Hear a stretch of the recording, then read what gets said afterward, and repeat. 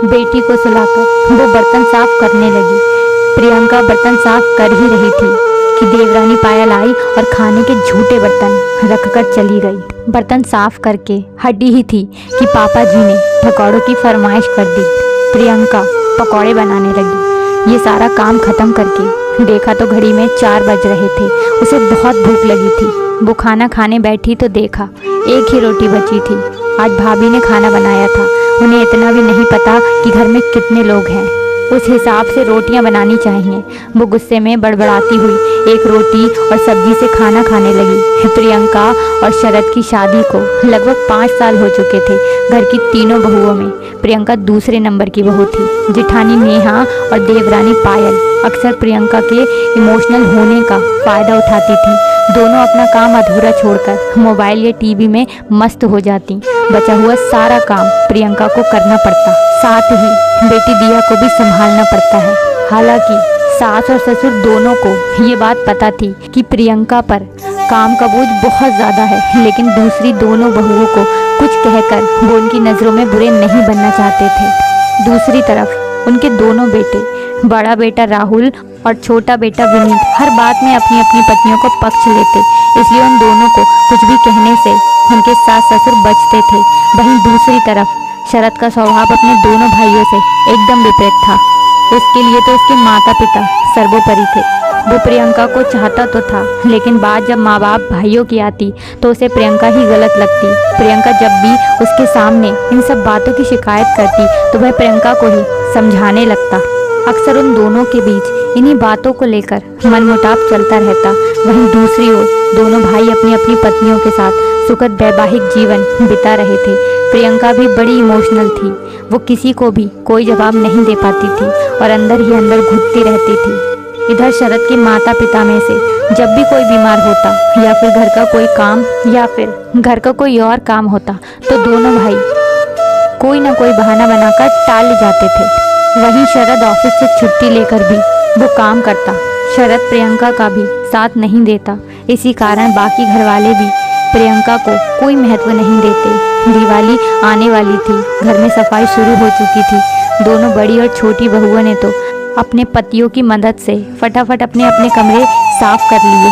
बाकी के घर की सफाई के वक्त दोनों आधा अधूरा सहयोग करके बहाने बनाकर काम से बचती रहीं। मौसम बदलने की वजह से प्रियंका को सर्दी जुकाम हो रखा था। मम्मी जी ने प्रियंका को सहयोग करने के लिए कहा। प्रियंका ने तबीयत ठीक ना होने की बात कही तो वो नाराज़ हो गई और अकेले ही काम करने लगी। इसी बीच शरद ऑफिस से आया और उसने माँ को अकेले काम करते देखा तो प्रियंका पर बरस पड़ा। दुख और पीड़ा से कांपती हुई प्रियंका खड़ी हुई और काम में लग गई। पानी में लगातार काम करने के कारण उसकी तबीयत ज़्यादा खराब हो गई और वह बेहोश हो गई। उसे अस्पताल ले जाया गया। डॉक्टर ने चेकअप किया तो पता चला लगातार सर्दी जुकाम से काम करने के कारण उसके फेफड़ों में इन्फेक्शन हो गया था। उसका हीमोग्लोबिन भी काफ़ी कम हो गया था। मामला थोड़ा गंभीर था। वहीं दूसरी ओर मम्मी के बिना टिया का रो रो कर बुरा हाल था। पहली बार शरद को अपनी गलती का एहसास हो रहा था। प्रियंका का मासूम सा चेहरा बार बार उसकी आंखों के सामने घूम रहा था। इस मुश्किल घड़ी में उसके माता पिता के अलावा और कोई भी अस्पताल में नहीं था। प्रियंका की एक मुंह बोली बहन टिया को अपने घर ले गई। पूरे 1 हफ्ते के इलाज के बाद प्रियंका की हालत में सुधार आया था। शरद प्रियंका से मिलने पहुंचा तो प्रियंका घर चलने की जिद करने लगी। मुझे घर ले चलो शरद, मुझे सबकी याद आ रही है। टिया कैसी है? दिवाली आने वाली है, सारा काम बाकी है, कैसे होगा सब? प्रियंका बोले जा रही थी। टिया ठीक है प्रियंका, वो विनीता के घर है। तुम्हारे बीमार होने के बाद विनीता उसे अपने घर ले गई थी। कल तक तुम डिस्चार्ज हो जाओगी, फिर हम घर चलेंगे। रही बात काम की तो डॉक्टर ने तुम्हें आराम करने को कहा है। जब तक तुम ठीक नहीं हो जाती कोई काम नहीं करोगी। लेकिन मैं अब ठीक हूँ शरद।